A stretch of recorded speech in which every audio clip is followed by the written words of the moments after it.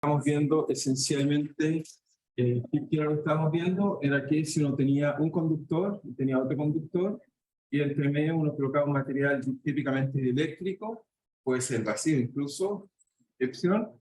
Entonces veíamos que dos conductores tenían la capacidad de que las cargas simplemente se podían almacenar debido a interacción entre ellas y por supuesto repulsión. Y su balance nos daba una cantidad física interesante, que fue la que llamamos capacitancia. La capacitancia era la cantidad de carga que podía tener y con respecto a la diferencia de voltaje que podía tener el sistema. Y eso vimos que era una propiedad esencialmente geométrica. ¿Por qué? Porque esto acá esencialmente era algo así como, si uno la sacaba, esto quedaba epsilon en la carga. Eso nos queda la integral entonces de superficie, del campo eléctrico, de esa alguna superficie. Y el voltaje era simplemente el campo eléctrico por un TE. ¿Okay? Así que simplemente uno dice eso hace de alguna forma una propiedad física que tiene que ver con constantes eléctricas y propiedades geométricas como área y longitud. También vimos que pasaba si uno colocaba, por ejemplo, dos condensadores en serie. Si uno colocaba estos condensadores en serie, entonces ella había aplicado una diferencia de voltaje, por supuesto, de aquí a acá. Los sistemas vimos que siempre tenía una conductancia C1, una constante C2. Este sistema era equivalente a que hubiera una sola conductancia C, la cual satisfacía que era simplemente la suma de las conductancias. Y lo otro que vimos fue el caso de que fueran en serie, es decir, colocar una así, otra así, y entonces de nuevo colocamos una diferencia de voltaje delta B. Y aquí entonces también encontramos que la conductancia equivalente era simplemente la suma de los recíprocos, es decir, que 1 partido por la conductancia equivalente era igual a menos 1 partido por la primera conductancia, menos 1 partido por la segunda conductancia. Eso fue más o menos lo que vimos la clase pasada. Entonces, no sé si hay alguna duda o pregunta, ¿estamos bien ahí? ¿Estamos bien? Entonces, ¿qué más vimos o qué vamos a empezar a ver? Bueno, primero dije la energía, eso falta nombrar.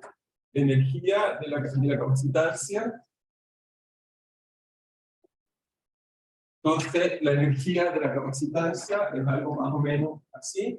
Es simplemente la energía, uno esperaría que fuera algo así como la carga por el potencial, pero en este caso, a ver si un medio, yo explico por qué hace un medio, sale un medio de la carga por la diferencial de potencial, se usa la capacitancia.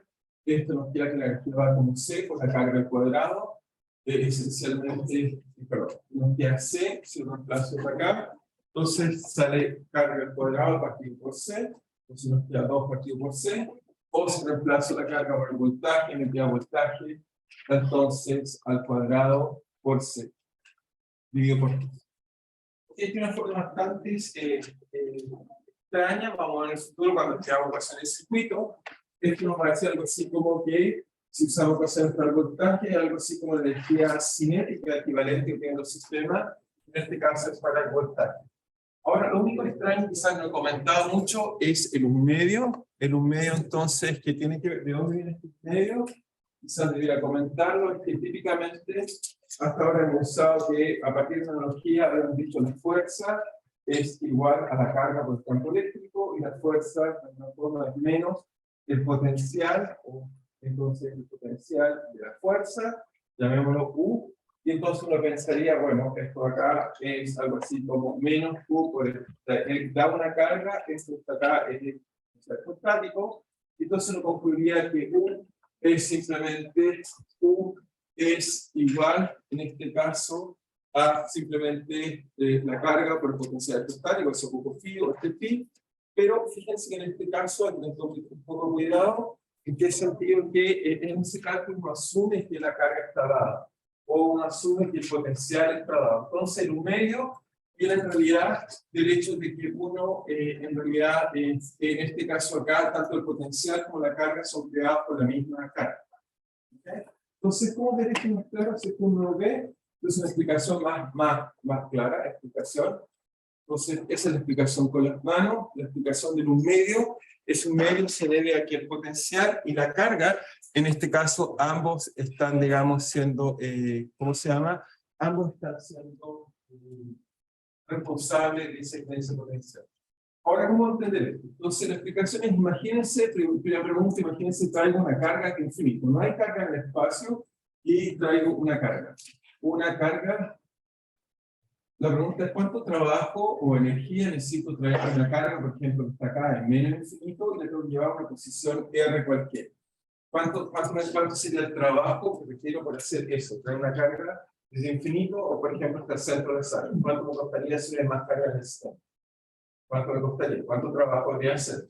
Uno tiene que hacer la fuerza o el desplazamiento. El desplazamiento es infinito y la fuerza que siente esta carga, ¿cuánto es? Cero. No hay fuerza. O sea, más que le pego un golpe y va a llegar al fondo. ¿Yo qué? No hay fuerza, ¿cuál compone eso? Así que uno sabe que entonces trae una carga infinito, el trabajo en el potencial es cero. Diferente si ahora tengo que traer una segunda carga y una tercera carga y n cargas. Si hacemos eso, vamos a descubrir que hay un medio cuando uno calcula que tanto el campo como las cargas tienen que ver con eso. O sea, si traigo una segunda carga, dos cargas, entonces, ¿qué significa dos cargas? Que traigo una carga en infinito, por ejemplo, acá está en infinito, la traigo a una posición R, pero esta vez sí está en presencia, lo vemos esta carga Q2 y esta Q1, en presencia una carga Q1 que está en una posición, si quieren, R1 en el espacio. ¿Ok?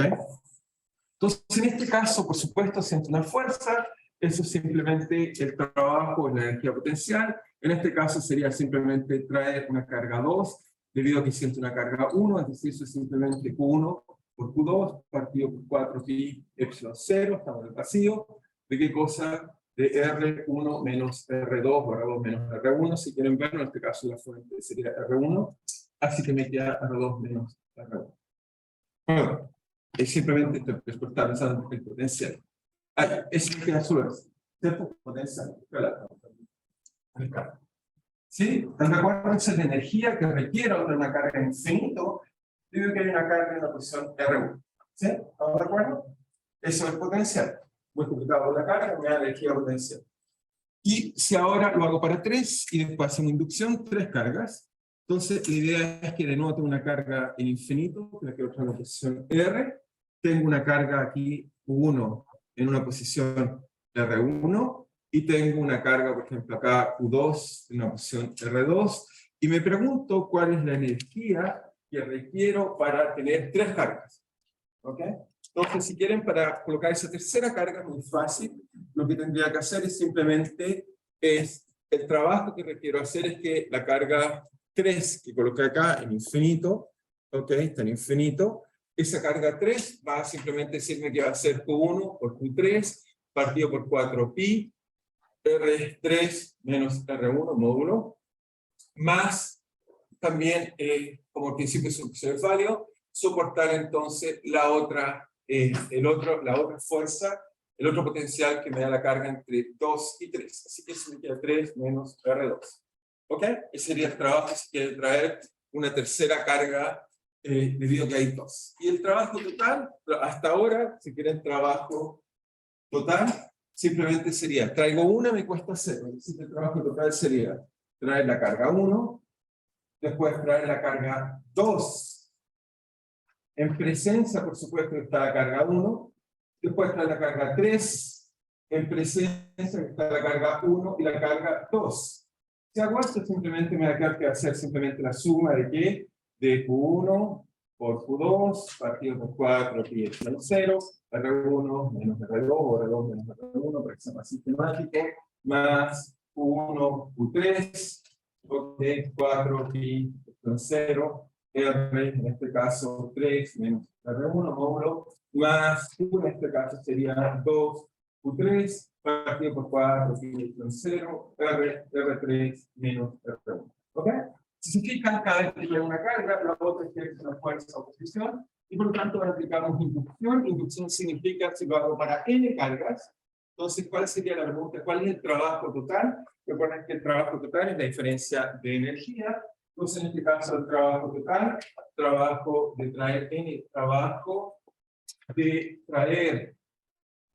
n cargas, ahora sí, n cargas, no una, sino n, hacemos inducción, simplemente sería, bueno, fácil, sería simplemente, se fijan acá, va a ser la sumatoria de traer de a una, ok, desde 1, bueno, 1 vale 0, así me daría el 0 de 1 hasta n, ¿De qué cosa? Ya ven que para traer 3 tengo que hacer esta suma que está acá, así que si tengo que tener, por ejemplo, en este caso voy desde 1, aquí voy de J, de 1, hasta si quieren I menos J, por supuesto, hasta I menos cuarto, menos J, por J de 1, hasta qué índice, hasta el índice J, ¿cierto? Eso podría decir, digamos, cuántas deberían ser chapas de 3, ¿recuerdan? 1, 2, 3, etc. Y eso simplemente me va a dar acá que va a ser QI por J, partido por 4 pi, epsilon 0, R, en este caso J, menos R. Sumo entre todas las posibilidades. ¿Ok? ¿Sí? ¿Por qué en el trabajo 3 no hay esto? Hay epsilon 0, expuesto a epsilon 0. Obviamente hay epsilon 0. Entonces, si se fijan, uno trae eso que está ahí y ahora debería preguntarme la suma hasta dónde llega.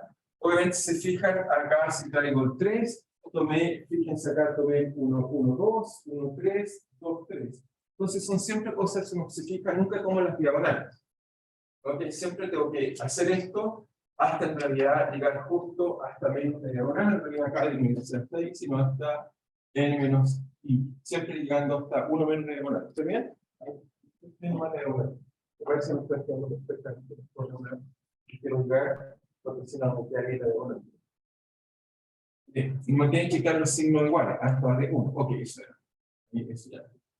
Y bien, nunca tengo que darle, obviamente no existe la autointeracción. La carga 1 no se hace ejercer 1, la 2 no se ejerce la 2. Eso evita entonces que tenga aquí las diagonales. Siempre digo hasta I menos 1 con J de 1 hasta I. ¿Sí? Si miran esto, en realidad esto es una matriz. Y tienen que verlo por especie de cociente de una matriz que parte de 1 y llego justo ante la diagonal. Parte de 1 y llego justo ante la diagonal. Parte de 1 y llego ante la diagonal. Por lo tanto, esto siempre uno lo puede reescribir absolutamente como un medio. ¿Ok? Escribo 2 veces, la diagonal para un lado, la diagonal para el otro lado. Y entonces ahora sí puedo hacer de I, J, desde 1 a N, QI, QJ, por supuesto, donde I nunca puede ser igual a J. La única diferencia es que I no puede ser J, partido por 4, pi epsilon 0, RI menos RJ, y ya lo mismo está en módulo. ¿Ok? Entonces nos queda eso que está ahí. Y esa la gracia que tiene es que entonces escribir todos por existir en un medio, de donde viene hecho un medio, porque esto solo llega hasta la diagonal. Hasta, si quieren verlo, hasta la diagonal. Entonces siempre son I menos 1. Y de acá, lo único que tengo que tener cuidado es que obviamente no existe la autointeracción. Es en un medio, y esta es la forma correcta de energía, donde aquí, ¿qué es lo que hago? Que en este caso estoy tratando de energía generada por mover cargas, pero por las mismas cargas que muevo suponen al movimiento de las cargas. ¿Ok?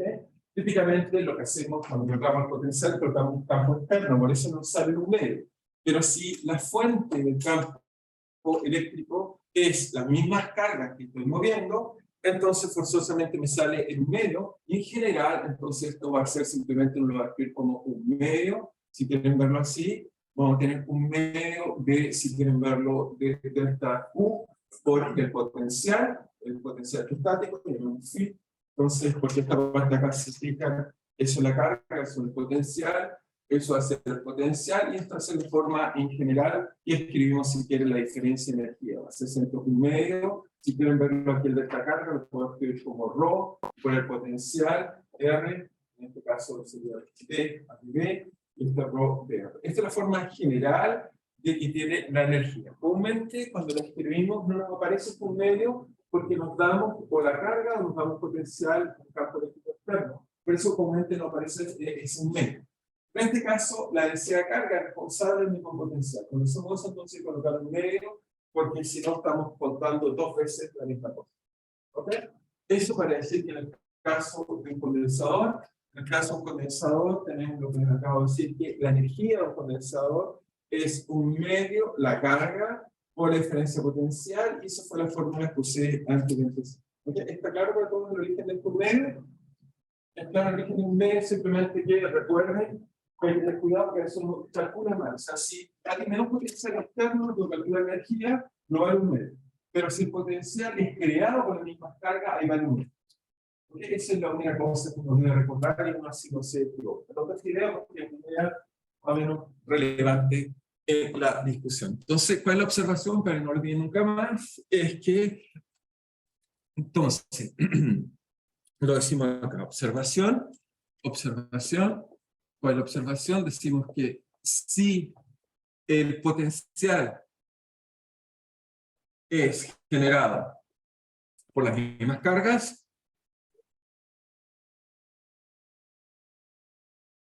entonces tenemos que ser potencial por las mismas cargas, entonces en ese caso sí viene un medio de ρ por B, entonces un ρ por potencial por revolución. Si es externo, entonces si es que no están relacionados ahí, no hay un medio, es simplemente ρ por el potencial externo, por ejemplo, por dB. ¿Ok? ¿Es claro para todos? Entonces colocamos eso para recordarnos la diferencia. Muy bien, entonces me queda solo un último comentario. Les traigo un video que me parece un poco largo, así que lo voy a tratar yo de explicar en palabras. Me he fijado que muchos tienen, digamos, en su, ¿cómo se llama? Muchos, me he fijado, tienen tablet, ¿sí? Y entonces la pregunta es, bueno, aquí tengo un pequeño video acerca de las tablets, pero vamos, entonces quizás lo voy a explicar yo mejor. Entonces, la pregunta que se hace es cómo funcionan sus tablets y aplicación más moderna, aplicación, u otra aplicación, aplicación de condensadores a pantallas táctiles. Pantallas táctiles. ¿Alguien sabe cómo funciona eso? ¿Alguien sabe cómo funciona, digamos, su teléfono, su tablet, etcétera? ¿Cómo funciona? ¿Cómo, por qué? Yo si coloco, por ejemplo, acá mi dedo, digamos, coloco mi mano acá y coloco un dedo, la cosa funciona. ¿Ok? ¿Cómo funciona? De hecho, todos tienen un teléfono y funciona. Entonces, la pregunta es, ¿cuál es el principio físico de las pantallas? ¿Cómo creen que funciona? ¿No? ¿Vamos a una idea? ¿Cómo se imagina? ¿No? ¿Ninguno de ustedes se imagina cómo funciona?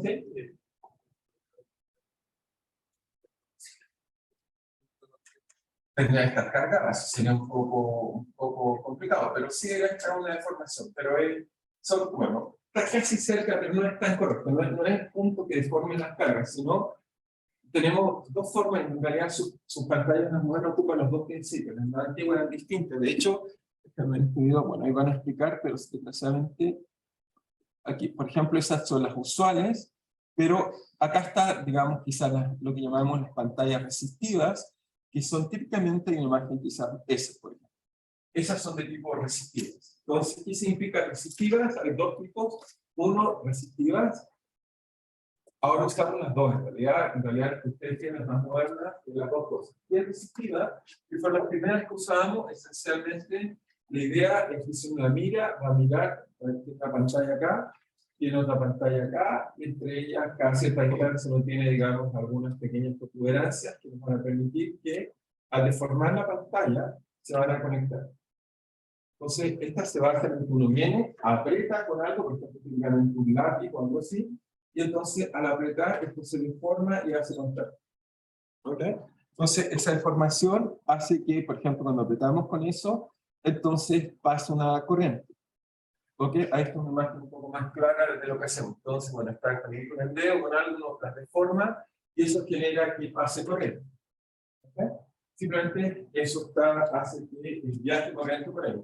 El problema de estas pantallas, que no son tan malas, es que se van a perder bastante sitio porque requieren fuertes deformaciones. ¿Okay? Bueno, no dice no se deforma nada, pero sí se va a deformar. ¿Okay? Entonces, esas deformaciones con el tiempo hace que se vayan gastando rápidamente y no duran mucho en el tiempo. Por supuesto, un tiempo razonable, o sea, pueden durar bastantes años, pero se basa entonces en la deformación. Entonces, deformación, y eso lo vamos a explicar después, deformación genera contactos, y estos contactos los cuales generan corriente. Esa es la verdad cómo funciona, corriente. Entonces uno tiene una malla reticulada donde se hace corriente, uno se aprieta el botón aquí, eso manda una señal, uno tiene un procesador, y el procesador dice, por ejemplo, en ese caso, prenda computador, abra menú, etc. ¿Okay?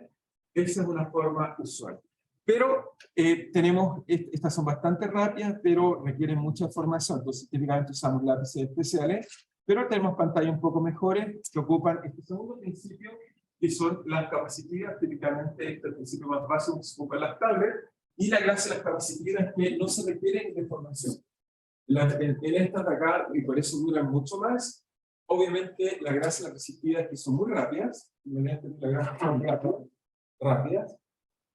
rápidas, pero, no un pero requiere de formación. Requiere de formación. En cambio, estas que son capacitivas, y la gracia, como dice, ¿qué es lo que pasa? Que nosotros somos un conductor. ¿Ok? Ustedes son conductores. Y entonces pregunta, ¿qué pasa si tengo una placa aquí, una placa acá, y uno entonces coloca el dedo por acá? Esta vez no deformo nada. Son muy sensibles, simplemente coloco mi dedo. ¿Y qué es lo que pasa? Yo coloco mi dedo. ¿Qué es lo que debería pasar? Pregunta si coloco el dedo, ¿qué debería pasar con ese conductor? No, es condensado, no pasa nada. ¿Qué pasa si toco esto? Estoy cambiando la geometría. Y si cambio la geometría, ¿qué es lo que pasa? Cambia la capacitancia. Por lo tanto, lo único que hace esto es que nuevos conductores, entonces cada vez que la tocan, ustedes son parte del conductor. ¿Okay? Y al ser parte del conductor, genera el cambio de la capacitancia. Entonces, si quieren, la capacitancia entonces va a adquirir, digamos, un valor distinto a esta zona acá. Ahora, uno tiene especie reticulada, como muestran ahí, y uno va calculando la capacitancia por zona. ¿Okay? Y hay zonas que cambió la capacitancia y que algo está aquí. ¿Okay? La ventaja que tiene eso es que no deforma la pantalla. ¿Okay? La otra, todo el tiempo tengo que estar deformando algo gráfico. ¿Okay? Y eso también funciona, pero cualquier información con el tiempo se echa a perder, y las pantallas que son de tipo puramente resistivas, que eran las iniciales, tenían problemas de que duraban poco en el sentido de años. Obviamente uno las usa, pero con el lápiz en algún momento se echa a perder. Obviamente, ¿qué es lo que hacemos hoy en día con sus carreras, en realidad con sus tablets y por ejemplo sus teléfonos? Usamos las dos tecnologías. Son híbridas. Usamos pantallas que sean resistivas porque son rápidas. Okay, para eso típicamente tienen lápices y cosas así que ayudan a usar la parte resistiva, pero también usamos la parte capacitiva, si calculamos las dos cosas. Y en realidad, lo que hace uno, en realidad, te explicaba al principio, uno en realidad muchas veces tiene un sistema de coordenadas que de acuerdo a cómo uno se deforma, esa especie de píxel, uno puede adquirir información. ¿Cuánto información es? De hecho, cuál intenso y está deformando, y cuánto se cambia la capacitancia. Si uno ocupa corrientes y capacitancia, ocupa los dos efectos. ¿Okay? Y esas son, por ahora, las mejores pantallas que sabemos hacer, y son las que tienen la mayoría de ustedes en su teléfono, en su tablet, salvo que sea muy antigua, cosa que ya quizás no es ver. O sea, por ejemplo, antigua, me refiero, por ejemplo, a eso. Eso ya quizás un poco más antiguo. ¿Okay? Eso es de tipo resistivo. ¿Okay? Pero ya casi no usamos ese tipo de cosas. Pero tal vez simplemente comenzar que simplemente ya entendiendo elementos tan simples como esto, ya podemos entender cosas útiles en nuestra vida cotidiana. Ok, entonces no sé si alguien tiene duda de eso o no, sino que ahora al fin vamos a cambiar de tema, al fin vamos a colocar tiempo. Ok, si es que no tienen duda, entonces vamos a hablar del nuevo tema que nos toca hablar hoy, que es corriente. ¿Okay? Vamos a hablar al fin de corrientes eléctricas. Entonces, y aquí deberíamos colocar, cerrar aquí, y nuestro control 1 llega hasta acá. Control 1 se detiene. Hasta ahí llega el control. Vamos solo a la parte estática. La parte dinámica la voy a guardar hasta el futuro. ¿Ok? Vamos a descubrir toda la parte estática del curso. Entonces, ahora sí vamos a corriente eléctrica, que es parte más bien dinámica. Entonces, la corriente eléctrica ya la hemos visto muchas veces. Tengo varias imágenes, digamos, quizá deberíamos partir por acá hablando de corrientes eléctricas. Entonces, para acá, y volvemos entonces a entender un poco cómo son las corrientes eléctricas.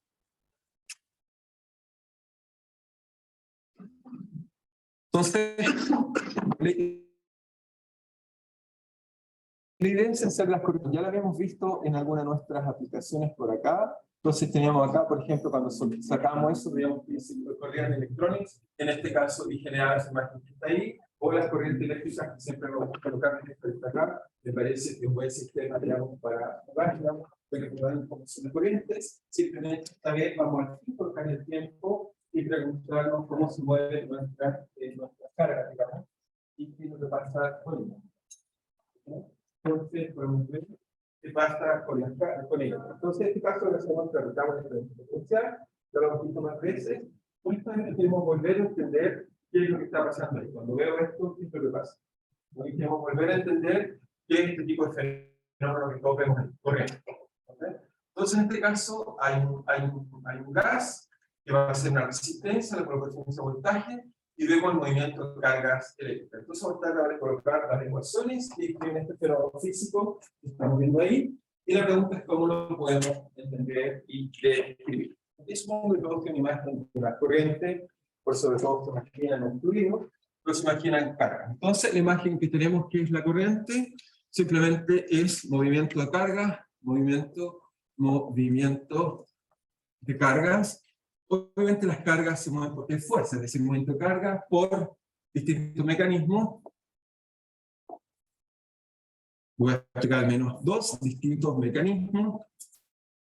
Por ejemplo, el primero es si colocamos, por ejemplo, tenemos un metal y colocamos una diferencia de potencial. Esta voy a colocar el símbolo más oficial. Eso sí representa, en vez de estar haciendo esto, me gusta hacer, me parece más natural, que es una batería. Entonces, en vez de hacer batería, vamos a usar este símbolo que está acá. Eso me da un voltaje. Y ese voltaje, entonces, hace que en este caso genere un campo eléctrico una fuerza son las cargas, así que se muevan. Y entonces las cargas se empiezan, obviamente, a mover, digamos, en este lugar, digamos, debido a que sienten ese campo eléctrico. ¿Ok? Ese es un mecanismo de movimiento de carga. Otra posibilidad, uno dice, pero es que solo puede ser por medio de que haya una diferencia potencial. No, algún mecanismo que genere eso. Por ejemplo, podríamos hacerlo tan simple como tomar un jugo, por ejemplo, la mañana, un jugo de limón, y uno coloca, digamos, una cuchara al interior y uno la empieza a agitar. Debido a que hay iones, debido a que, no sé, tenemos iones positivos, negativos, etcétera. Entonces, cuando uno mueve esto, entonces genera corriente, en este caso, que se llaman corriente estas se llaman convección. Estas se mueven porque hay un fluido que las arrastra. Debido a que las partículas tienen carga, yo las muevo, hay corriente. ¿Okay? Muchas, por ejemplo, en nuestro cuerpo, muchas de nuestras corrientes se deben al flujo que se mueve. Nuestra sangre, por ejemplo, es un fluido cargado, entonces cuando fluye, estamos moviendo carga. Entonces, la diferencia de voltaje. A veces sí la necesito, obviamente, no siempre la necesito. Y la neurona en particular funciona de una forma muy particular. Por ejemplo, que simplemente sin diferencia potencial, uno tiene flujo de corriente, pero es un mecanismo distinto que se llama excitabilidad, y no vale la pena explicarlo, pero tiene que ver con uno excita al vecino, etcétera, se excitando, se requiere conocer más sistema dinámico para entender la excitabilidad. Pero en este caso, digamos, tenemos corriente, esta es corriente por conducción. También podemos tener corriente si yo, por ejemplo, caliento. Tengo algo, lo caliento, puedo tener que también hay partículas que se quieran mover, y esas entonces también son por conducción, en este caso por convección, perdón, simplemente por diferencias también de gradientes térmicos podemos generar movimientos de carga. Esto puede ser por agitación, también puede ser térmico. Simplemente si hay una diferencia de gradiente térmico, el sistema se trata de equilibrar, y eso genera corriente. Entonces, lo primero que deberíamos preguntarnos es, ya imagino todos ver el origen de cómo podemos tener corriente, más o menos estamos habituados a eso, y lo siguiente es cómo darle sentido físico, cómo caracterizo eso que estamos viendo ahí desde un punto de vista físico. Entonces, tenemos que introducir conceptos físicos. El primer concepto que vamos a introducir es simplemente que llamamos corriente eléctrica. Y esa la anotamos con la letra I, corriente eléctrica. Y la corriente eléctrica, esencialmente la idea tiene que ver con que, si tomo un área transversal, cualquiera, y me pregunto qué carga tiene esa área transversal, como ahora tengo función del tiempo, entonces vamos a definir como la corriente eléctrica simplemente la variación temporal de las cargas en el tiempo. Eso quiere decir, simplemente es que tomamos el límite de dos instantes muy pequeños, donde tomamos la carga en t más delta t, y le restamos la carga que teníamos originalmente y la dividimos por la diferencia de tiempo. Es decir, que es la tasa de variación de carga sobre su tiempo. ¿Okay? Es decir, que la corriente en I, que tiene unidades de qué, bueno, tiene unidades en honor a un gran físico francés llamado Ampère. Vamos a ver que Ampère va a jugar un rol importante en entender la corriente, en particular entender cómo funciona la corriente y el magnetismo. Entonces vamos a tener que I, primero que nada, se miden unidades de Y, de Coulomb, partido por segundos. Eso lo llamamos un ampere. Un ampere. Y nosotros vamos a colocarlo un A0, porque típicamente la notación que usamos para un ampere. ¿Okay? Esa es la corriente, digamos, que vamos a usar oficialmente como unidad de corriente. Entonces, si quieren verlo, y observación y da cuenta de la variación o la tasa de variación temporal de la carga. Temporal de las cargas en una superficie. ¿Ok? ¿Estamos bien hasta ahí? ¿Está claro? Hasta ahí parece ser todo bien. Pero el problema de I es que es un concepto macroscópico. De hecho, los primeros estudios de muchos científicos fue calcular la corriente. ¿Okay? Cuando veamos el ruido, también nos preguntamos cuál es la corriente del río. Entonces, siempre nos damos información de cuántas partículas están atravesando por unidad de tiempo una superficie cualquiera. Eso me dice la corriente de un río. Pero hasta ahora hemos haciendo una teoría más bien microscópica y nos faltaría tener el análogo microscópico de la corriente. Ese análogo microscópico lo llamamos densidad de corriente, ¿ok? Y ese va a ser el que vamos a usar en general. Pero los inicios, los circuitos eléctricos, por ejemplo, la cantidad física que me va a preocupar es un cable, quiero saber cuánta es la corriente que pasa. Pero microscópicamente, el concepto que va a ser importante va a ser la densidad de carga. ¿Okay? En realidad, la corriente es el flujo asociado a la densidad de carga, pero veamos cómo relacionamos densidad de carga. Densidad de corriente. Ahora este vector, este es un vector corriente, el I es un escalar, la vamos a poner J y vamos a tratar de explicarlo inmediatamente cómo entendemos la densidad de corriente.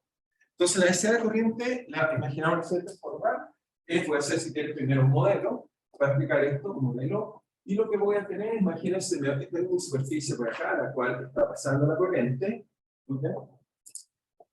Y sobre esta voy a suponer que hay portadores, entonces vamos a hacer algunas hipótesis para poder modelar esto, hipótesis. La primera hipótesis que voy a hacer, hipótesis 1, es que voy a suponer que hay un solo tipo de portador, después sumamos con distintos portadores. Tenemos, por ejemplo, en este caso, solo electrones. Voy a suponer que hay un solo tipo de portadores, entonces consideramos un solo tipo de portadores, un solo tipo de portadores. Ok, la segunda hipótesis que voy a hacer por simplicidad mi cálculo, obviamente ya sabe un poco de termodinámica, y uno podría hacer una distribución de velocidades, por ahora voy a suponer que todas tienen la misma velocidad. Pero si no, me doy una distribución, por ejemplo, por Maxwell, si está temperatura ambiente, o me doy una distribución de los portadores en función de cómo sea el problema. ¿Okay? Son equilibrios termodinámicos, puedo tener distribuciones, algunos que tienen más velocidad, otros tienen velocidad, pero por simplicidad, por ahora, por simplicidad, hacemos una hipótesis 2, hipótesis 2, todos los portadores tienen la misma velocidad. Tienen la misma velocidad. Por supuesto, eso quiere decir, en realidad lo que estoy haciendo es suponer la velocidad media, lo llamamos teoría de campo medio. Como lo tengo ustedes, y todos los alumnos tienen de promedio la misma nota, sería la nota del alumno promedio, y con eso puedo hacer algún tipo de análisis, bueno, más, lo que sea. Supongo lo mismo, hago teoría de campo medio, supongo que las partículas todas tienen exactamente la misma velocidad, llamémosla v. ¿Ok? ¿Claro por ahora? ¿Estamos bien? Entonces, hasta ahí tenemos esta imagen que está ahí de la velocidad v y todas tienen la misma velocidad, llamémosla v. Lo otro que necesito es que obviamente es un dato que debo conocer, es que debo conocer la, suponemos conocida, la densidad de cargas por unidad de volumen. Es decir, cuántas partículas tengo por unidad de volumen, puedo asumir que es un dato. Obviamente la termodinámica me enseña a entender ese tipo de cantidad. Entonces, hipótesis 3, suponemos, como yo estoy haciendo hipótesis 0, que todos conocen la termodinámica. Supongo que tengo intuición. Suponemos que la densidad, suponemos conocida la densidad de partículas, obviamente los portadores o partículas o corpúsculos, como lo estaba llamando Newton, conocer la densidad de partículas por unidad de volumen. y esa llamémosla N, un N cursivo, ¿está bien? N así un poco más bonito, un N cursivo. ¿Ok? N. Muy bien. Entonces, todas son iguales, tengo una densidad. Entonces uno se pregunta, ¿cuántas cargas pasan una superficie cualquiera, por acá me doy, una superficie, por ejemplo, pequeña, de área, llamémosla, delta sigma? La pregunta es, ¿cuántas cargas están atravesando esta superficie delta sigma por unidad? Entonces la pregunta que nos hacemos es ¿cuántas o cuántos portadores, mejor, cuántos portadores atraviesan la superficie? Entonces llamemos en este caso de sigma.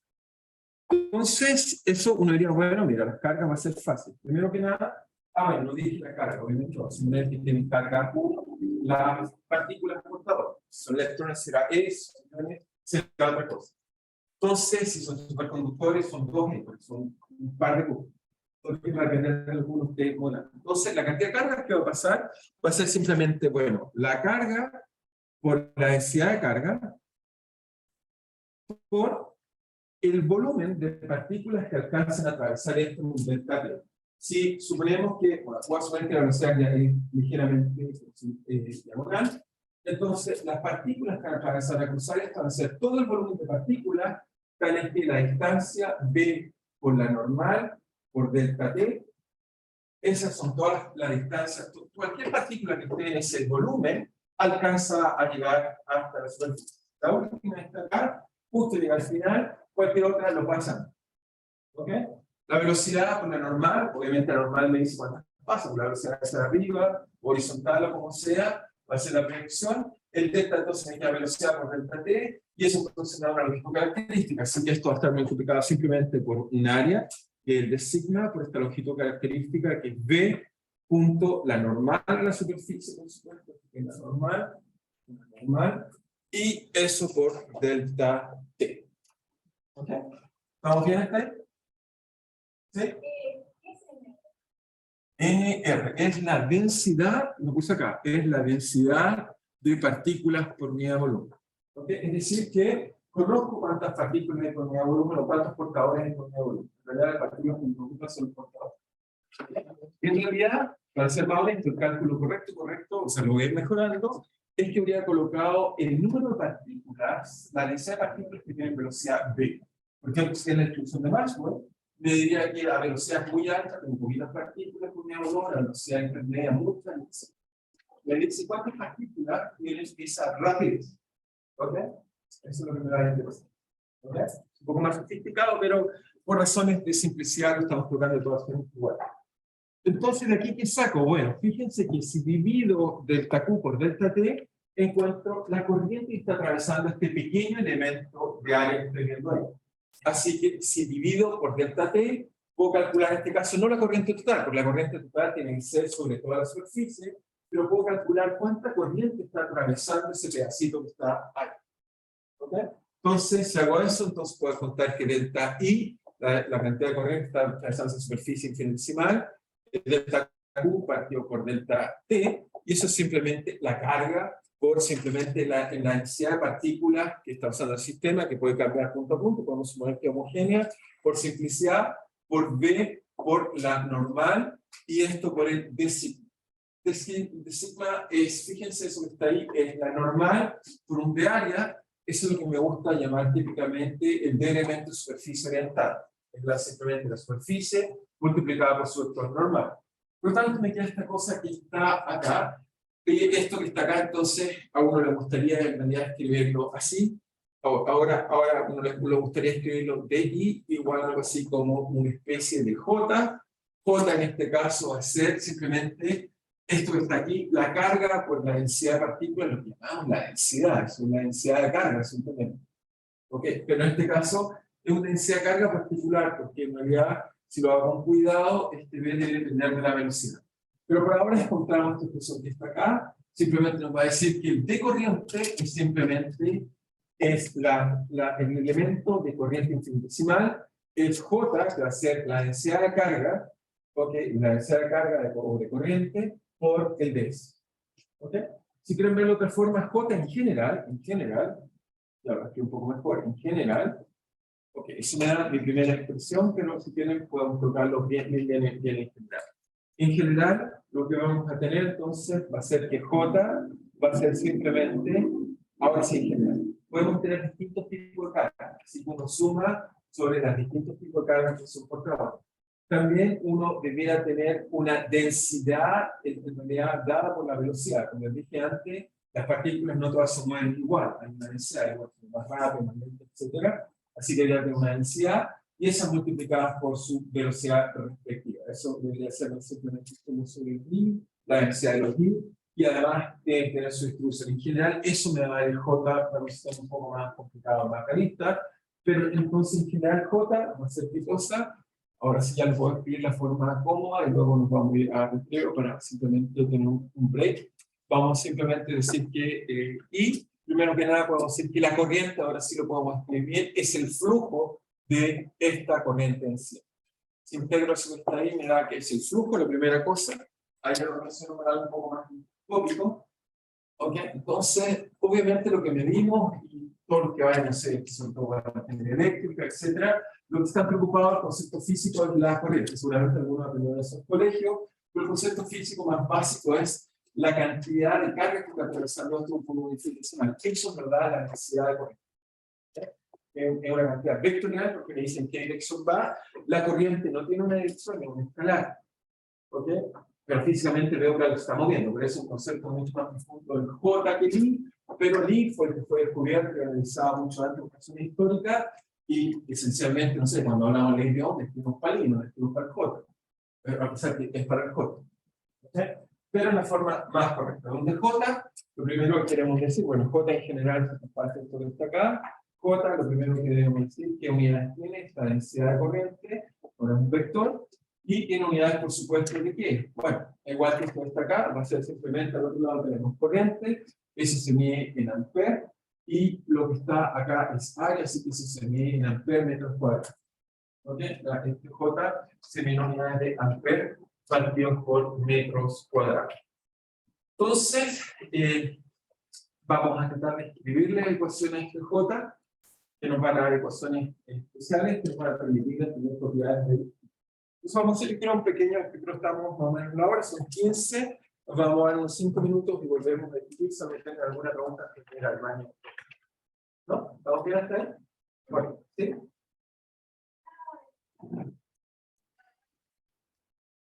Porque te recuerdo algo que deberás conocer, pero tiene que ver con esto que llamamos la distribución de masa. Por ejemplo, cuando tomas un gas, debido a simplemente funciones térmicas, las partículas colisionan entre ellas, si algunas más rápidas, otras más lentas, hace que se establezca una distribución de velocidad. Por ejemplo, es así.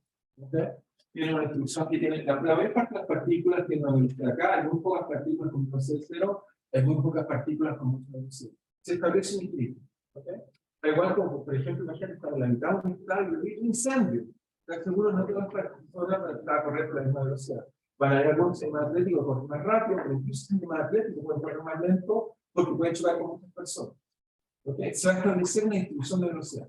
Y lo mismo pasa en un conductor cualquiera. Lo que hace es que las colisiones hacen que entonces algunas vayan más rápido, más lento, se establece un equilibrio. Uno puede medir esa distribución de velocidad como está, y la temperatura como todo el tiempo. Es como intentar trabajar Lo que yo supuse por ahora en el modelo simple es solo pasar en partículas con velocidades, para calcular el volumen. Pero después lo hacen para cada velocidad, calcula un volumen distinto, tal que todas multiplicadas por esta T llegan a. Por ejemplo, si tuviéramos velocidades por acá, muy rápidas, estas de acá, como son muy rápidas, alcanzan a pasar. Pero aquellas que son muy lentas, apenas alcanzan a pasar ese pequeño volumen que está ahí. Todas esas aportan a la corriente y aportan en realidad al corte. Cada una les va aportando esta forma de de considerar cada una y en realidad hay que integrar. Bueno, el círculo de engaños es una, pero es una integral sobre todas las velocidades y sobre todos los controles. ¿Ok? O sea, yo sé que uno coloca suma, pero es una cosa un poco más sofisticada. ¿Ok? ¿Está bien? ¿Está claro ahora sí? Siempre que hay equilibrio por el centro, ¿sí? Pero puedes cortar bien los tamaños del maíz. ¿Sí?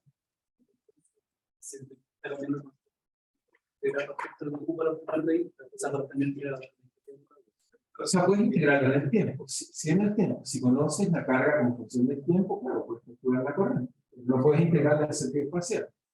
La carga es una cantidad en la carga total que está atravesando esta superficie. Pero no tiene una noción espacial.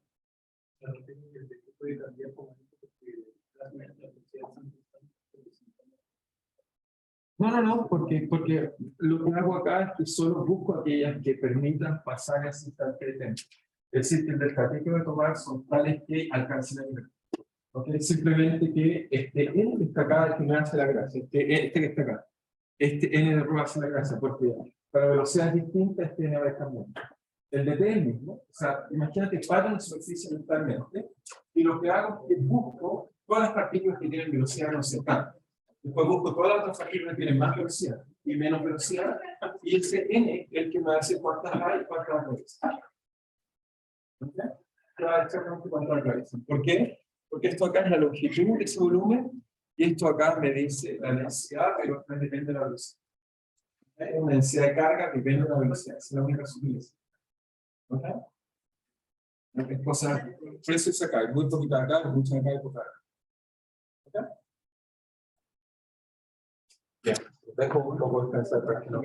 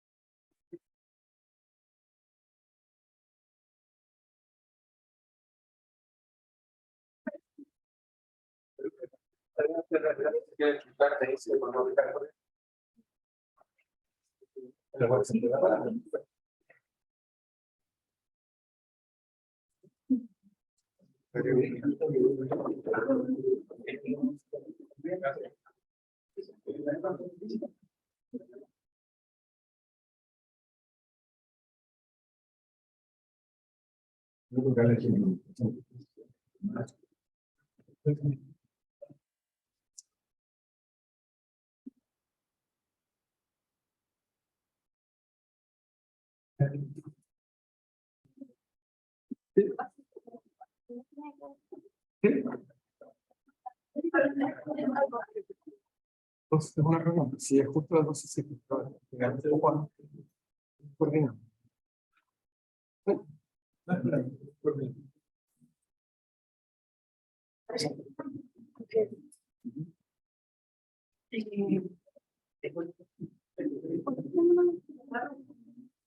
Sí.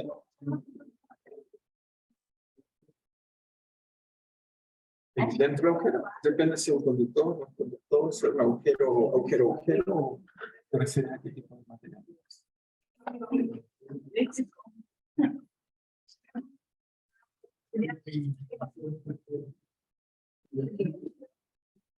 Si tienes un agujero blanco, si fuera un aislante, un plástico, aquí se polariza, aquí no se polariza. ¿Sí? Si conocen la carga, calcula el campo externo y la fuerza existencia, pero la carga que se está en un campo eléctrico. Si el medio eléctrico se aplica si el eléctrico se polariza, si el medio eléctrico son conductores cero, si los conductores campo no son.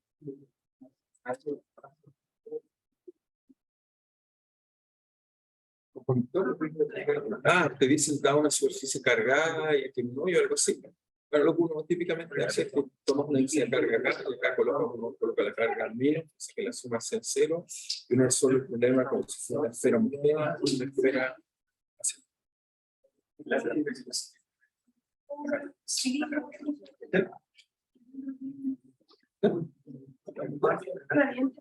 Lo puedes separar por el principio de superficie, porque el cilindro, como si fuera perfecto, te resta la carga que le pones en esfera o la sumas con carga negativa. Si calculan tantos equivalente, aquí hay algo.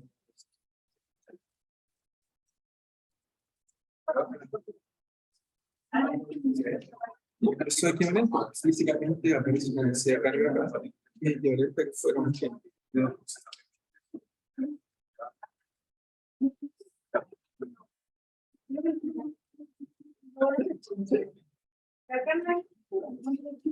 No, porque me imagino, nadie.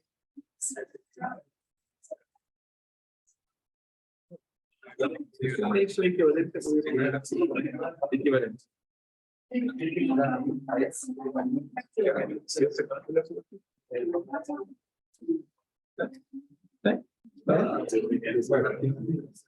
Ok, entonces vamos a continuar. Entonces, vamos a tratar ahora de calcular la ecuación para entonces tenemos J, pero que quedó clara entonces hasta ahí.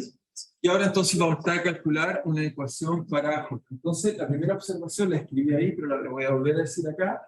Entonces, lo primero que digo es que si quieren la relación entre la corriente y la densidad de carga, es simplemente que la observación es que simplemente la corriente y es el flujo, y ahí viene la noción de nuevo flujo de la densidad de corriente.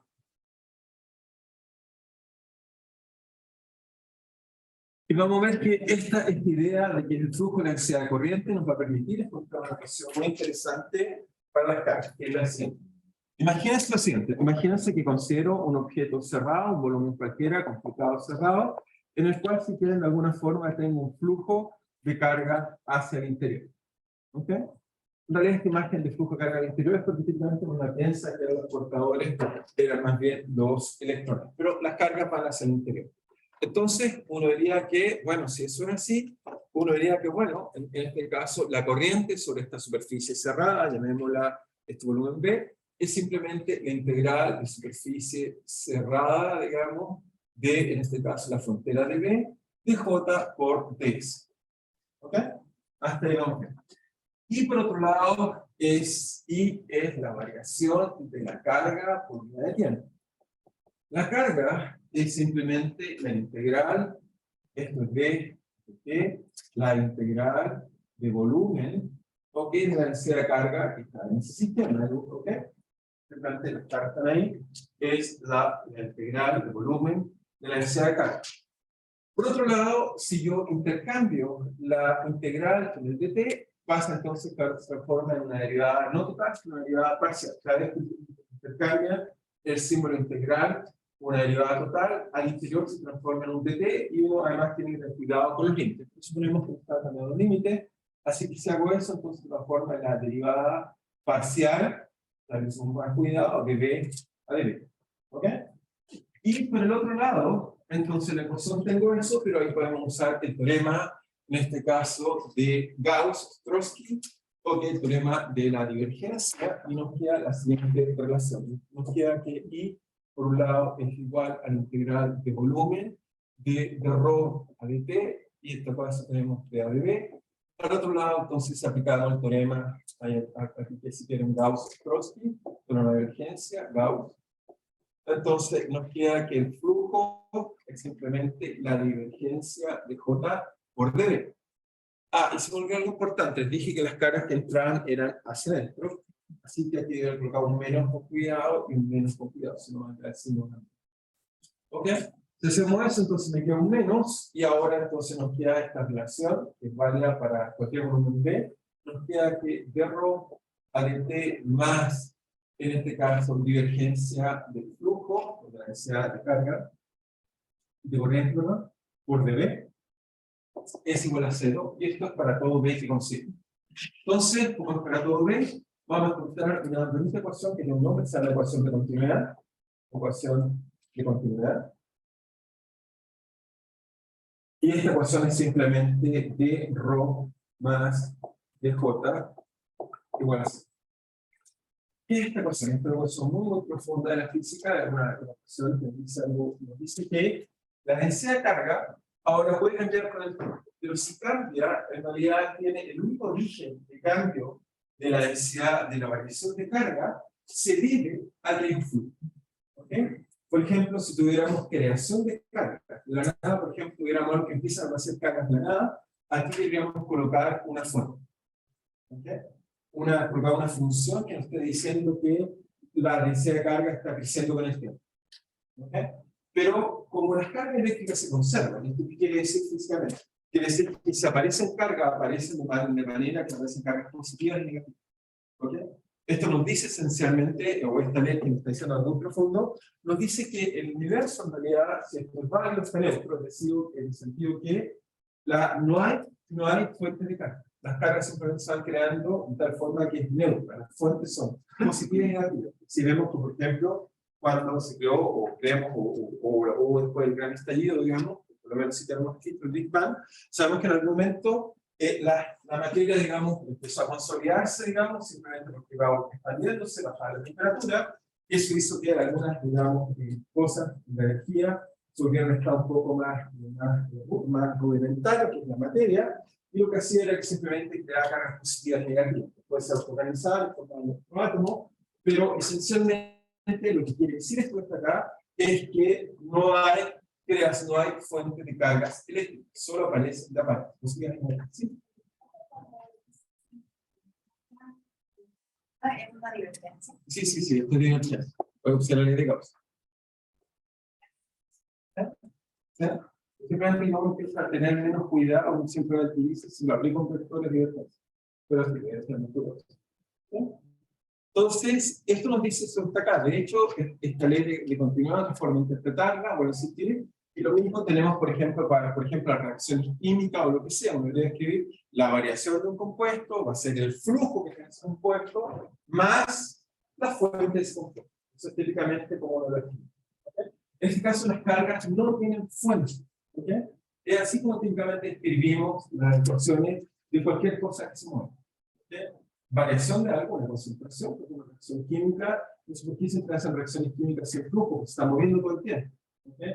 De hecho, si no hay agua, típicamente hay muy pocas reacciones. Necesitan típicamente un solvente que produzca un flujo que permita tener reacción.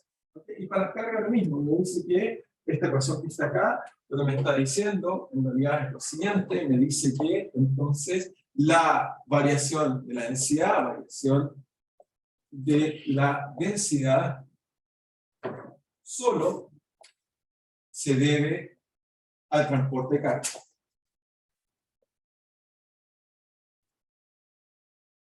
Por ejemplo, si fuera para la especie humana, la densidad de personas, si dejamos de tener, digamos, pensamos que la gente no se mueve, si dejamos que la gente no tenga, digamos, hijos, no se pueda reproducir, lo único que podrían hacer la especie humana es escaparse. Escribiríamos esa ecuación. ¿Okay? Simplemente en nuestro caso tenemos acá términos que nos dicen la tasa de creación, ¿okay? La tasa de reproducción y la tasa de mortalidad. Y esto nos da la evolución de la especie. ¿Ok? Por eso escribimos simplemente que modelamos, por ejemplo, el modelo logístico, y eso nos predice cómo evoluciona la especie, etcétera, etcétera. ¿Okay? Es lo mismo, simplemente en este caso solo hay un mecanismo, transporte. Nuestra la cuenta de transporte, movimiento, transporte. Y esta parte de esta acá es la cuenta de variación de carga. ¿Ok? Así que una ecuación muy simple, que dice algo muy profundo, que nos dice esencialmente la variación, digamos, de la densidad de carga que se debe al transporte de carga. Por otro lado, que me dice ya, pero imagínense que integramos esto en todo el volumen, en todo el espacio, en todo el universo que tenemos actualmente. Que esto lo integramos en todo el universo. Entonces, si hiciéramos este integral de acá, nos quedaría que eso sería simplemente integral de volumen, ¿ok? Nos quedaría así, nos quedaría d a t, este volumen de ρ, igual a la integral, lo tocamos a otro lado, le ponemos signo menos de j. Pero esto que está acá, o sea, buscamos de nuevo, esto nos queda simplemente, esto nos dice simplemente, ¿qué nos dice? Bueno, por el lado de acá, el dt lo puedo sacar hacia afuera, esto acá me queda la carga total del universo, Y el lado acá me queda por simplemente Gauss, de nuevo, hacemos Gauss. Y nos queda que esto es simplemente integral del flujo en la superficie exterior. Pero pregunta, si tomo todo el universo, ¿podría haber transporte si ocupo todo el universo? ¿En el borde del universo habrá un flujo? No, no tiene sentido. Si no, me digo que es universo, me falta universo. No puede haber flujo en el universo.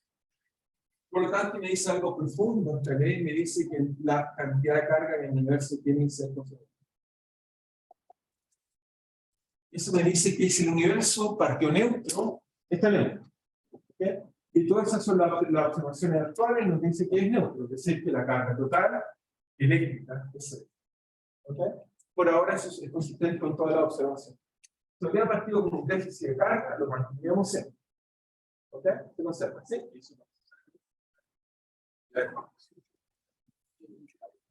No, claro, eso te dice que la carga inicial se conserva.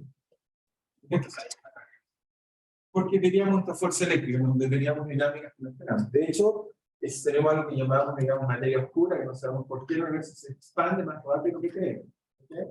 Eso no lo sabemos, pero sabemos que no nos tiene con las cargas, tiene que ver con algo, por ejemplo, con la gravedad. ¿Okay? Y eso lo creemos que hay ciertas partículas, aparentemente, que no somos capaces de medir, no sabemos cuáles son. El estudio es encontrarlas, las cuales tendrían una masa muy chiquita, que no hay ningún detector hasta el día de hoy que la logre encontrar. Sin embargo, como el universo es tan grande y supuestamente hay tantas de estas partículas, aparentemente eso nos explicaría el origen de lo que se llama materia oscura. La materia que vemos, o sea, miramos el cielo, decimos tal que ella para tal cosa, más o menos estaba así, etcétera, etcétera. Calculamos y la masa lumínica que vemos es algo así como el 20%. Nos falta el 80%, no sabemos dónde ya lo está. Y lo calculamos suponiendo que todos tienen sistema solar, etcétera. Decimos todos los cálculos bien razonables y encontramos que estamos con un déficit terrible, pero sabemos que no tiene que ver con esta fuerza, sino también con algo gravitacional. Partículas, aparentemente, que están aportando a la gravedad en ese momento. Pero eso nos dice eso, que es neutro. ¿Ok? O sea, sabemos que es neutro por la observación vemos que es cero. Pero podría no ser, no es, alguien puede decir, bueno, capaz que nuestros aparatos, a medida que nos alejamos, las leyes de la física son distintas, quizás ahí no estamos equivocando. Por supuesto, hacemos supuesto que las leyes que vemos en el mundo que nos rodea, más cercano, las mismas que van en el mundo lejano. Pero es una hipótesis razonable, pero es gran efecto. No tenemos aparatos.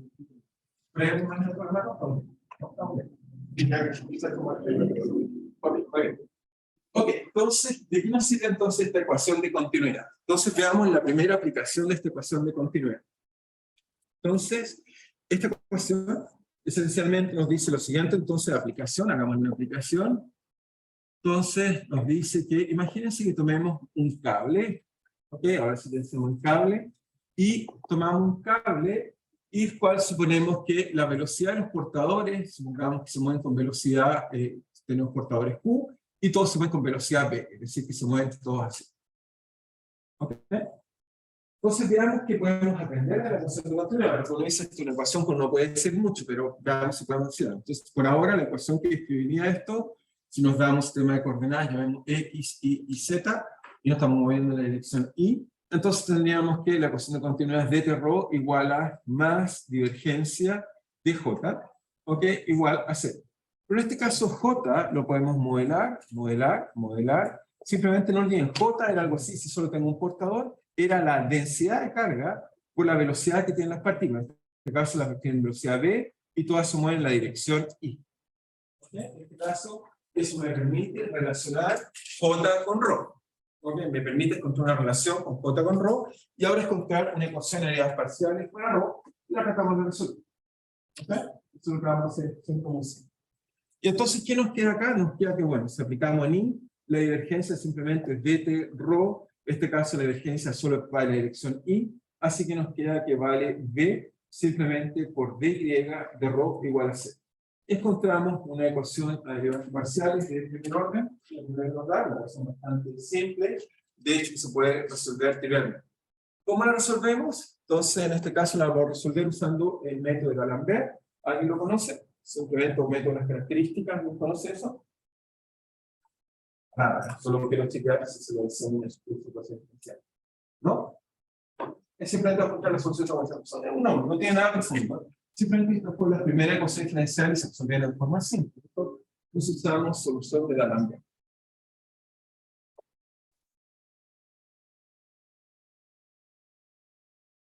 Entonces, D'Alembert buscó un método en el cual él sabía, igual que ustedes, resolver ecuaciones ordinarias. Pero esta ecuación, bueno, uno dice no es ordinaria, tengo dt y ρ. Las ecuaciones que han aprendido a resolver fácil, las primeras que aprendieron son ordinarias, son del tiempo. Son ecuaciones ordinarias y no ecuaciones parciales. Entonces, D'Alembert, en ese afán de que le gustaba el curso de ecuaciones diferenciales, trató de buscar soluciones que fueran como las que conocía. Entonces, lo que dice, mira, este va a ser su ansatz o su adivinanza. Ansatz. Va a decir, entonces, va a decir que ρ, que en principio es función de t e y, en realidad va a decir que va a ser solo función de una sola variable, para transformarlo en una ecuación ordinaria. Eso es una cosa que llamamos las características, pero eso se desarrolla después. Y su idea esencialmente es que en vez de ser función de dos variables, es una función de las dos variables que lo compuesta, va a ser simplemente i menos bt. Va a decir que en realidad la solución es solución de un argumento i menos bt. ¿Ok? Eso es lo que va a decir. Entonces, en vez de ser solo función de t e y por separado, es una mezcla de las dos. Es una función de un solo argumento que tiene incluido el tiempo y también tiene incluido en este caso el espacio. ¿Está bien? Entonces, veamos qué solución. Entonces, dice que existen soluciones de esta forma, llamémosla ρ0 para distinguir las de ρ de t y o y de t. Veamos lo que hace. Entonces, lo primero es que si yo tomo un d de t, ¿cómo opera esto? D de t de ρ, uno dirá, bueno, si esto es función de z, esto debería ser de ρ a de z por de z a de t. Regla de cadena. ¿Cierto? De ρ a de z, de ρ a de z, como es solo función de eso, debería ser ρ0 punto, si quieren verlo así. ρ0, digamos, punto, porque es solo función de z. Y de z a de t, de z a de t, esto está acá, pero derivado de t, el y es una variable independiente, así que me queda de t, b por t, así que me queda un menos b hacia afuera. Así que la derivada vale menos b por ρ0 con respecto a su argumento derivado. ¿Ok? ¿Estamos bien? Lo mismo ahora hacemos para y, que está ahí, veamos qué nos da. Entonces hacemos exactamente la misma idea y veamos cómo resuelve eso, qué es lo que hace. Entonces eso nos da que de ρ a de y, eso es simplemente de ρ a de z a de y. El primer término es simplemente ρ0' a de z a de y, de z a y, es simplemente aquí está, derivos son proporcionales, así que sale un 1. Por lo tanto, esto queda que es simplemente ρ0' a de z. Ahora lo que hace D'Alembert es que coloca esto en la ecuación. Y encuentra algo extraño. Cuenta que al reemplazar esta parte está acá y esta parte está acá en la ecuación que es la forma dt ρ más b y ρ, 0, encuentra que este término se transforma simplemente en ρ0' z con signo menos b, y esta acá se transforma más b simplemente en ρ0' igual z igual a 0. Por lo tanto, encuentra que esto se cancela automáticamente, y por lo tanto encuentra que cualquiera sea el ρ que coloque en esta ecuación de argumento y menos bt es solución. No importa cuál sea el ρ. ¿Ok? ¿Estamos bien? Veamos cómo aplica eso. Simplemente traje un ejemplo para ilustrar eso. Entonces, acá puse un ejemplo, no sé si lo alcanzan a ver. Vamos a ver un poco, lo vemos también en casa. Entonces, es una función cualquiera. En este caso coloqué secante por coseno, pero si quieren le saco el coseno. Coloquemos secante y una campana, algo más simple. Entonces, ahí está la secante. Y ahora tiene argumentos si quieren x menos t. Ahí lo grafiqué a un t lado me da simplemente la campana. Pero si ahora al computador le digo que cambie el tiempo, lo que hace entonces es que cambie el tiempo. Me dice que hace eso. En realidad las soluciones de D'Alembert son las primeras soluciones viajeras que vamos a encontrar. En realidad es la forma más simple de escribir una ecuación de onda. Porque seguramente hasta ahora han escrito ecuaciones de onda con dos derivadas, seguramente, algunos. ¿Ok? Y si no, no es grave. Sí, simplemente la ecuación de onda usual es que tiene simetría en x e y menos y. Esta no tiene simetría porque claramente el sistema privilegia eso. Eso significa, lo que me está diciendo el computador, es que cualquiera sea la densidad de carga que coloque aquí, si esto está en un flujo constante, se transporta perfectamente hacia acá. Es lo mismo que pasa cuando se suben en un bote arriba de un río. Y lo que pasa, los toma el río y los transporta sin deformación. ¿Okay? Hace exactamente lo mismo para las cargas. Y da lo mismo la función que yo coloque. Si acá coloco la que les dije antes, por ejemplo, está multiplicado por coseno, y ahora me queda eso, y ahora le digo que viaje, bueno, hace eso. Toma cualquiera sea la forma de la función, simplemente la traslada. Por ejemplo, si una función armónica, por ejemplo, simplemente solo coseno, veamos que nos queda ahí. Entonces, en este caso, veríamos que hace lo que ya sabemos que hace. No importa cuál sea la forma. Lo que hace esta ecuación de continuidad, si es que la velocidad es constante, simplemente lo toma y lo arrastra. Es eso lo que hace. No hace nada más profundo que tomar y arrastrar. ¿Ok? ¿Es claro para todo? Simplemente anotamos para observaciones porque es, digamos, importante anotar algún nivel. Entonces, van a ver lo que van a encontrar. Esta solución va a encontrar que la ecuación de continuidad tiene soluciones tipo ondas. ¿Okay? La primera conclusión uno encuentra es que la primera observación que deberíamos decir, entonces la ecuación de continuidad para velocidad constante, para flujo constante, para flujo con velocidad constante,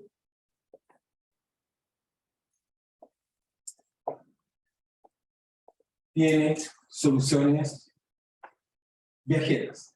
A las soluciones viajeras nos gusta llamarlas ondas, ¿ok? Y seguramente esta es la ecuación de onda más simple, es la ecuación de onda más simple que van a conocer. Lo único malo es que esta viola la simetría. Si yo hago y menos y, la ecuación no queda invariante. La ecuación de ondas más usual, que espero aprendan luego, aquí si todavía no la han aprendido, va a ser de esta forma destacada.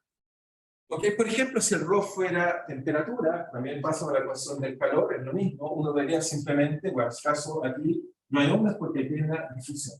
¿Okay?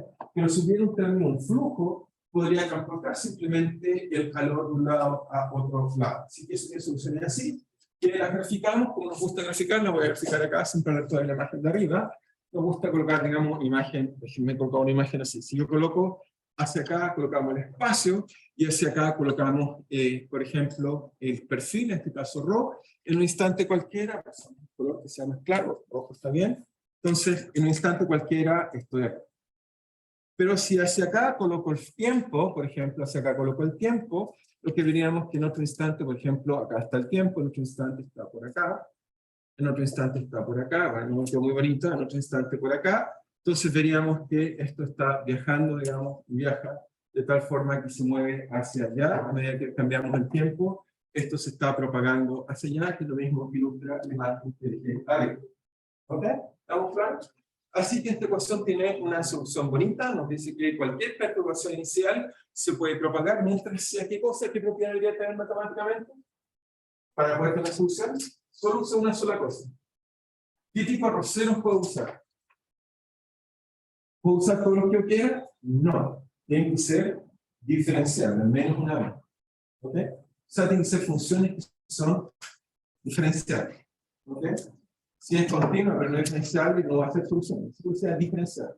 ¿Dos veces diferenciable? No. Una sola vez diferenciable y es solución. ¿Ok? Cualquier cosa que cumpla con eso, satisface esto, y entonces puede viajar hacia acá sin ningún problema. ¿Estamos bien hasta ahí? ¿Estamos claros? Perfecto. Entonces, muy bien. Ven que esta parte va bastante mejor. Muy bien.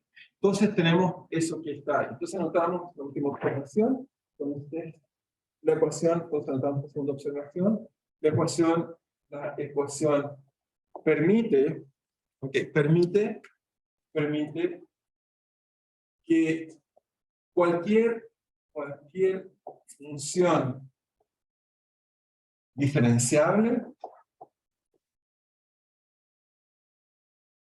ρ si quieren llamémosla ρ cero, pueda viajar, pueda transportarse.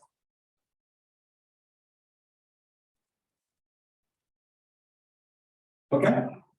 Así que efectivamente eso nos da esta ecuación muy simple. Obviamente puede dar otras cosas, pero en este caso unidimensional.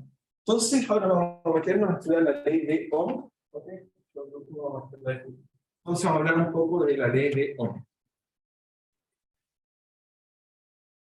Ohm es un buen personaje, se lo puedo recomendar, digamos, tengo por ahí también, ¿cómo se llama? Uno de sus videos complementarios, se los voy a recomendar ver. Ohm para mí es un personaje muy, muy interesante, alguien que sufrió mucho, pues lamentablemente la ley que vamos a hablar de la descubrió haciendo muchos experimentos, pero cuando era joven se tocó en su tesis doctoral en Alemania y hizo una mala tesis doctoral. Lo que significó entonces cuando trató de ser profesor, pues estaba muchas veces. ¿Okay? Entonces fue profesor en algunos colegios por ahí y en esos lugares, en sus tiempos libres, se va a estudiar con él. Y para descubrir la ley que vamos a hablar ahora, o lo hay de una forma mucho más compacta, pero la ley que hizo se puede hacer muchos experimentos. Y después de hacer muchos experimentos, su trabajo los publicó y fue reconocido, digamos, por la Royal Society, el alemán, por la Royal Society, le dio el premio Prescott, que era un premio muy reconocido en la época, sería como nuestro premio Nobel actualmente, y entonces se vuelve muy famoso, de hecho usamos unidades para la existencia, ¿ok? Y por primera vez entonces la academia alemana lo aceptan como profesor. Famoso. ¿Okay? Eso fue a los 60 años. ¿Okay? Lamentablemente. Y para sumar a fuerzas se murió en los 64. ¿Okay? Ni siquiera alcanzó a prestar mucho, pero toda su vida quiso entrar a la academia, hizo mucho esfuerzo, digamos, y desgraciadamente no lo pudo hacer, pero eso no quiere decir que no haya hecho un trabajo muy destacado. De hecho, así se vieron el premio, uno de los premios Nobel que ganó ahora, que alguien que, digamos, nunca tampoco trabaja en el sistema americano, nunca puede entrar tampoco a la academia, ¿okay? Porque no tiene una tasa de comunicación mundial, está en impacto, etc. Y solo toda su vida se guardó como investigador, se usó un centro de investigación, nunca pudo ser profesor. ¿Okay? Sin embargo, se acaba de ganar el premio Nobel. Algo así un poco como este hombre, pero un poco empezamos más sufrido. Entonces, ¿qué hizo ON? ON va a ser algo muy interesante preguntarse, y la imagen que me gusta hacer la va a hacer acá mejor. ON lo que hizo fue preguntarse si existía una relación entre el campo eléctrico, la corriente, la aceleración, la velocidad, etc. O sea, esta pregunta está aquí. Se hace la pregunta es cómo se propagan los portadores al interior de un material. Y el problema es que el interior de un material, lo que tenemos de difícil es que está lleno de obstáculos. ¿Okay? Los materiales no son monocristalinos. Monocristalinos significa que es una autorruta perfecta, está llena de hoyos, de baches, está llena de bordes de granos. ¿Qué significa eso? Que es cristal, la estructura del está orientada hacia allá, y un par de milímetros más acá está orientada en otra dirección. Hay defectos, está llena de impurezas. ¿Okay? Está llena de la superficie, no es rugosa, si uno las mira con un microscopio, se dan cuenta que son unas cosas horribles, ¿verdad? Entonces, el pobre, imagínense un corredor de 100 metros planos, lo pongo a correr, digamos, en la mitad, digamos, del día, cuando la gente quiere almorzar. Ese corredor, por muy bueno que sea, está lleno de obstáculos, así que no puede correr fácil. Eso le pasa a nuestros queridos electrones, y entonces cuando van acá, van así, chocan aquí, acelera, choca, acelera, choca, acelera, choca, acelera, choca, acelera, choca, acelera, choca, acelera, choca, etc. Acelera, choca y sale recién. ¿Okay? Vas todo el tiempo acelerando, así. ¿Qué es lo que está acá al lado de la velocidad? Aceleración. Ah, cierto. Sí. Entonces, de hecho, si uno parte con otro electrón muy cerca, uno va a encontrar que sea por la misma velocidad, uno va a encontrar algo extraño, no va a encontrar, digamos, que no se va a por acá, etc. Va a encontrar esa otra trayectoria. Uno va a mostrar que las trayectorias son sensibles a las condiciones iniciales. No hay que hacer cualquier cosa, digamos, menos, digamos, lo que uno esperaría. ¿Ok? O sea, simplemente se trata de mostrarles que cualquier cosa que se propague en un medio desordenado tiene este problema. Entonces, ¿qué es lo que pasaría? ¿Qué es lo que ustedes esperarían entonces al estar constantemente acelerando y frenando? ¿Qué es lo que les pasa en las micros? O en los autos. Los autos, a pesar que tengan un buen auto y acelere todo el tiempo, la cosa no me funciona. ¿Qué es lo que pasa en la práctica? ¿Cómo se mueve uno en la práctica? Vamos a ver cómo se mueve. A velocidad constante, o sea, está todo el tiempo acelerando. Para una línea que también frena, está todo el tiempo tratando de acelerar, no sirve de nada. ¿Okay? Eso mismo les pasa a los electrones y van a tener un problema de que si quieren riesgo de tráfico, y no solo eso, entre ellos se repelen, además hay interacción entre ellos. La mayor parte de los efectos, por ejemplo, son muy chiquitos en la superficie, en forma de grano, las imperfecciones, y eso hace entonces que encontremos algo que a la época, por eso fue interesante el de OM, va a ser contradictorio, porque va a encontrar una relación entre el flujo, va a proponer la siguiente relación y puede hacer muchos experimentos. Esto fue lo que hizo, muchos experimentos. Simplemente lo voy a escribir pues, de una forma compacta, y después lo va a llevar a su forma normal, como lo escribió, pero lo que él diría lo siguiente, diría que J, que es la densidad de carga por velocidad, es proporcional a la fuerza.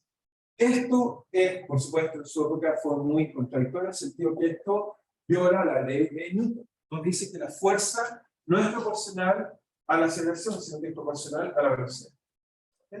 Obviamente, esto es un objeto macroscópico que tiene muchas colisiones, etcétera, etcétera. La teoría de Newton sería más bien microscópica, pero lo que va a descubrir Ohm es que la corriente, o la densidad de corriente, es proporcional al campo eléctrico. Fuerza igual a velocidad. ¿Okay? Esta es la primera vez que colocamos algo así también en la tabla. Y esta ley la seguimos probando hasta el día de hoy. Va, es decir, que va linealmente con el campo eléctrico. Para corrientes muy, como para campos eléctricos muy dispersos. Así que esto dice velocidad proporcional a la aceleración. A fuerza, en verbo, fuerza. Fuerza. ¿Dónde G? Esta va a ser su ley. ¿Dónde G? ¿Dónde G el nombre? ¿Dónde G se le llama conductancia? Hay gente que le gusta escribirla de otra forma, le gusta escribirla como J dividido por G, pasa el G para el otro lado, lo escribe como E, o si quieren, esto es eta por J, y a eso le llaman resistividad. El inverso de G lo llamamos resistividad, que es el inverso de la conductancia. Entonces, si quieren G a la menos 1 o eta, eso se llama resistividad. ¿Ok? Así que va a establecer esta bonita ley Ohm, ¿okay? En realidad la va a establecer de otra forma, pero así como la va a escribir. Entonces vamos a tener, esto está ahí, donde al dije la unidad, lo que en unidades, por supuesto, el G va a tener unidades de G, va a tener unidades de J, partido por campo eléctrico. J, ya dijimos, tiene unidades de G, en este caso tiene unidades de Coulomb, partido por metro cuadrado. Esta tiene campo eléctrico, tiene unidades de volt, partidos por entonces volt, partidos por metro.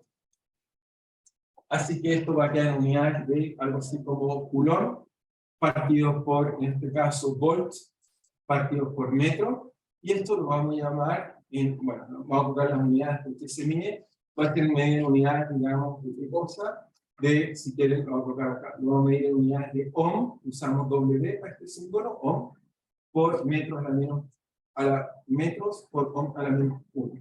Nuestra resistividad se mide en unidades de Ohm partido por metro. Eso se llama Ohm. Extrañamente usamos el símbolo para decir Ohm. No nos quedan pocas letras y usamos. ¿Ok? Usamos el símbolo para medir esta unidad que está ahí. Entonces, algunos, digamos, entonces, obviamente, de nuevo se pregunta, esta cantidad de resistividad también va a ser una propiedad intrínseca geométrica en los materiales. La respuesta es sí. Vamos a ver que esto tiene que ver después con otro concepto macroscópico que llamamos resistencia, pero esencialmente, ¿qué es lo que es esto? Entonces, si colocamos eta, vale el campo eléctrico partido por J. Entonces, el campo eléctrico, ¿qué es lo que vale? El campo eléctrico, entonces, si quieren, bueno, varias cosas, pero podemos ver como tenemos que lo voy a hacer mejor la resistividad, porque la resistencia es el menor.